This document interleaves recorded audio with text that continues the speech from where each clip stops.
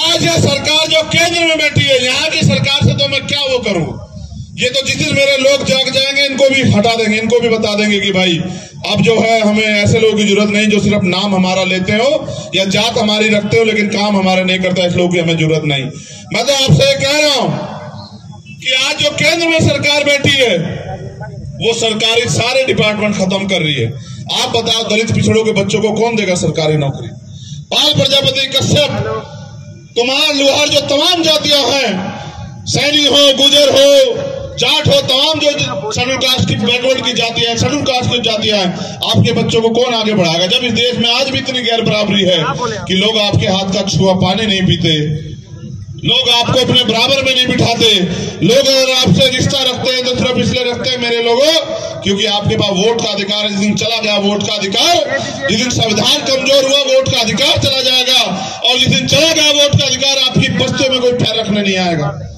अभी मेरे भाई ने पढ़ के सुनाया कि 2 अंसारियों की हत्या हो गई और मुझसे उसने कान में कहा कि मुस्लिम समाज के लोग इसलिए नहीं आए क्योंकि वो डरे हुए हैं ये मरवा देगा। ये कौन होता है मरवाने वाला? अच्छा छोड़ दीजिए। अगर हमारे लोग तय कर लें ये इस हालत में भी नहीं रहेगा कि विधानसभा में घुस जाए। क्या बात करते हो मरवाने की? ये विधानसभा में घुसने लायक नहीं रहेगा। आने दो चुनाव, हम बताएंगे कैसे जो है मरवा जाते हैं हमारे लोग। मैं आपसे भी कहना चाहता हूँ, कासिम यहाँ बैठा है, हम यहाँ देश में ना धूप सहने के लिए पैदा हुए ना मरने के लिए पैदा हुए। ये देश हमारा है और हम इस देश में स्वाभिमान सम्मान से और हक अधिकारों के साथ जीने के लिए पैदा हुए। और जो कुर्बानियां देनी थी वो हमारे महापुरुष दे के चले गए। अब हम कुर्बानियां देंगे, अब हम मेहनत करेंगे, गांव बस्तियों में जाके अपने लोगों को तैयार करेंगे, अपनी ताकत बनाएंगे। आज आप हजारों की संख्या में यहाँ हो, अगर वास्तविकता में आप मुझसे प्यार करते हो तो चलो मेरे साथ गांव की तरफ और जाके गांव में जाओ, लोगों को समझाने का काम करो, बहनों को, माँ को, ताई को, चाची को, बुजुर्ग को, बराबर के भाई को समझाने का काम करो कि भाई कब तक दूसरों के सहारे रहोगे? जिन लोगों के सहारे आप हो उन्होंने लूट लूट के आपकी मेहनत की कमाई और महल बना लिए, वो उद्योगपति, व्यापारी और ताकतवर हो गए, कोठी बंगले वाले हो गए। आपकी दीवार भी जो है कच्ची है। अपनी दीवार की परवाह करो, अपने भूखे पेट की परवाह करो, अपने लोगों की परवाह करो, अपने स्वाभिमान सम्मान की परवाह करो और अपनी बहन बेटियों की इज्जत की परवाह करो। कहां दूसरों के चक्कर में पड़ो? जो लोग आपको स्वाभिमान सम्मान का जीवन नहीं दे सकते वो आपको अधिकार देंगे। कहां जी रहे हो यार? इनका बस चले या आपकी खाल खींच ले और उसके अंदर भूसा भर के भी आपसे काम ले। ये लोकतंत्र है।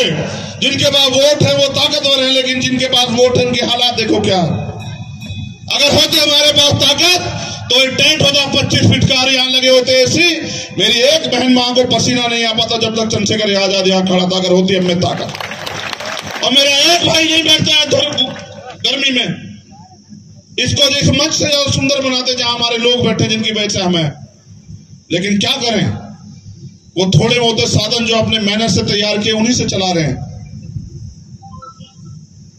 इसलिए आपसे कहने के लिए आया, जितनी बार बुलाओगे उतनी बार आऊंगा। मुझे यहां से एमपी नहीं बनना, एमएलए नहीं बनना। मैं बस यहां एक चीज चाहता हूं कि जो गुलामी लंबे समय से चली आ रही है उसको काटो, उस बेड़ियों को काट दो।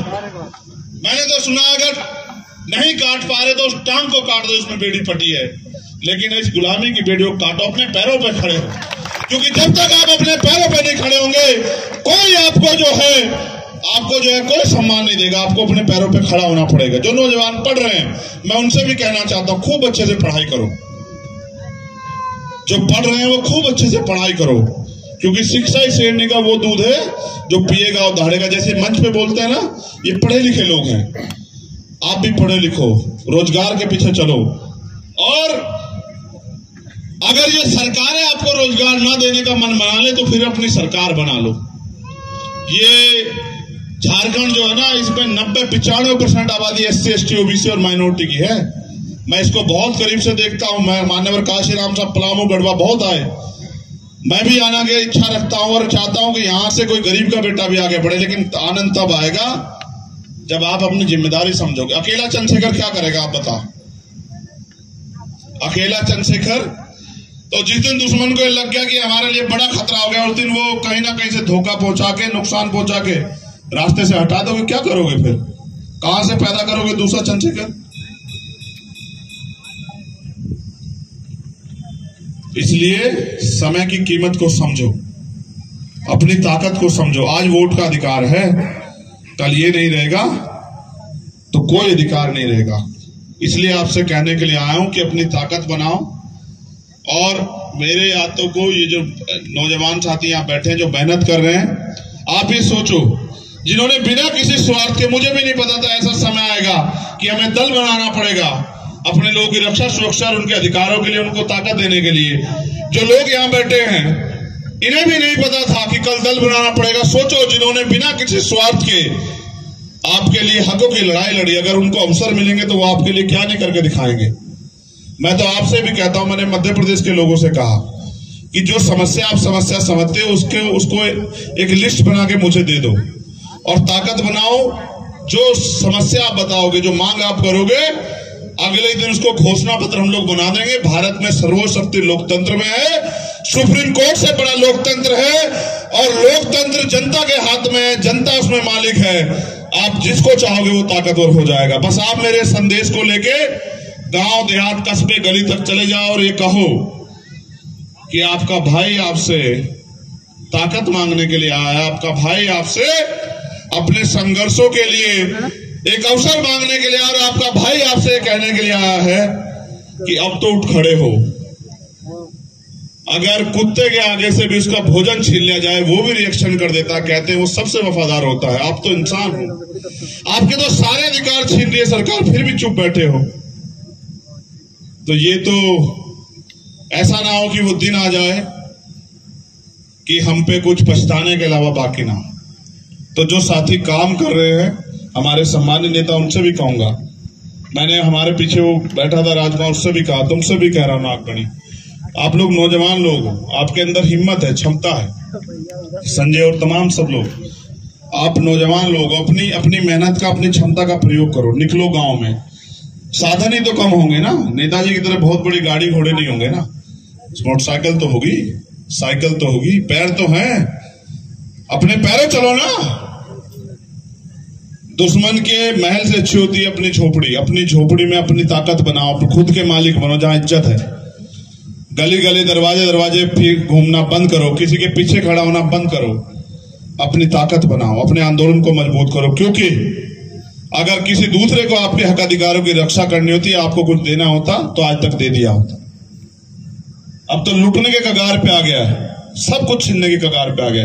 अब तो समझो, बाबा साहब अम्बेडकर जो कह के गए अपने लिए थोड़ा गए, हम अपने इन संतानों के लिए तो कह के गए, आपके और मेरे जैसे बच्चों के लिए अपने, कि भाई वो आएंगे, मुझे पढ़ेंगे और कुछ करके दिखाएंगे। जब एक गरीब का बेटा अपने हक अधिकार के लिए मेहनत करने के लिए निकलता, चुभता बहुत लोगों को है। लेकिन आप सोचो कि अगर आपके बीच का आदमी आगे बढ़ेगा तो वो आपके दर्द और तकलीफ को भी जानता है, उसको बताना नहीं पड़ेगा आपको। और कोई महल वाला आगे बढ़ेगा तो साहब महल वाले तो फिर हमें कीड़े मकोड़े मानते हैं, इससे ज्यादा कुछ मानते नहीं। इसका प्रमाण ये है कि देखो सड़कों पे कितने लोग मरते हैं। आप देखना कभी कोई महल वाला उतर के पूछता है कि कौन मरा है।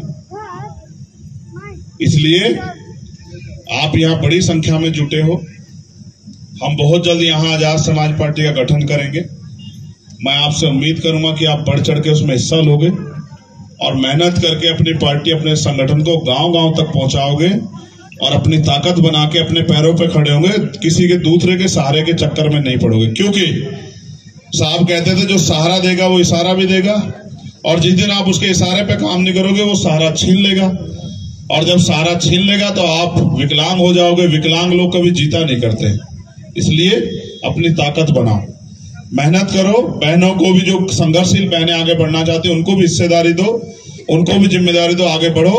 और मेरी बहुत बहुत मंगल कामनाएं। आप यहाँ लंबे समय से हो, इतनी धूप में परेशानी का सामना कर रहे हो, डटे हुए हो। मैं दोनों हाथ जोड़ के आपका धन्यवाद करता हूँ इस प्यार के लिए। देखो, मेरे पिताजी प्राइमरी स्कूल में हेडमास्टर थे। मैं कोई किसी धन्ना सेठ का बेटा नहीं हूँ। और मेरी माँ हाउसवाइफ है, गृहिणी है। मैंने गरीबी देखी। हम 6 बहन भाई। मेरी माँ खेत से घास लेके आती थी और मैं स्कूल से आके उस घास को उठा के लेके आता था। ऐसे माहौल में मैं पल के बड़ा होके आया। और दूध बेच के हमारी माँ ने हमें बहुत सारी सुविधाएं दी है। ऐसी बहुत सारे माओ के हाल है घरों में। आप देखना, जो पशु भी पालते हैं ना, अपने लिए नहीं पालते हैं, उसका दूध बेच के अपने बच्चों को पढ़ाना लिखाना है, उनको रोटी देनी है, इसलिए पालते हैं। हमारे यहाँ नहीं पालते दूध, आपके यहाँ भी नहीं पालते होंगे, मैं तो जानता हूँ ना अपने लोगों को। वो इसलिए पालते हैं पशु कि अपने बच्चों का पेट पालते हैं, क्योंकि माँ को ज्यादा वो होती है, पिता को भी होती है, लेकिन माँ को बहुत होती है। माँ को ये लगता है कि वो चाहे वो खुद भूखी रह ले, लेकिन उसका बच्चा भूखा ना रहे। तो मैं अपनी माओं को, बहनों को भी नमन करता हूँ और उनसे ये उम्मीद करता हूँ कि उनका आशीर्वाद भी हमें मिलता रहेगा। बहुत बहुत धन्यवाद। जय भीम, जय भारत, जय जोहार, जय मंडल, जय संविधान। और आखिरी बात आपसे, डरना मत, ये लोकतंत्र है। आपकी तरफ कोई आंख उठेगी तो कोई अधिकारी कर्मचारी चैन से नहीं सोएगा। आप मेरी बात को याद रखें। इसलिए हिम्मत करके आगे बढ़ो, अपनी लड़ाई लड़ो, अपने आप को अकेला मत समझो। हम संगठन के लोग हैं, हमारा संगठन भारत का सबसे बड़ा संगठन है और हमारी एक आवाज पे सरकारों की कुर्सी हिलती है। लेकिन कुर्सी हिलाने के साथ साथ आपको कुर्सी पे भी बिठाना है मुझे ले जाके, इसकी जिम्मेदारी भी लिए। ठीक है, बहुत बहुत धन्यवाद। चंद्रशेखर भैया जिंदाबाद। अच्छा, ये जिंदाबाद